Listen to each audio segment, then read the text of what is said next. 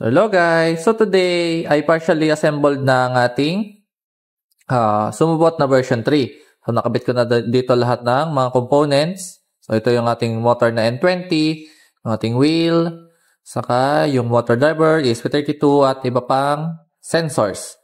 So sa sensor na rangefinder, isa lang muna kinabit ko kasi for testing pa to. And may dalawa na tayong IR sensor sa ilalim para sa detection ng ring. So, ito yung ating main button. So, pag pindot ko to, ay mag-on na ang ating robot. Kung mapansin nyo, mag-on na siya.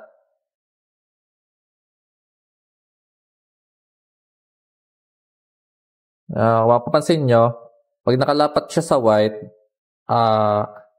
diretso lang ang ating motor.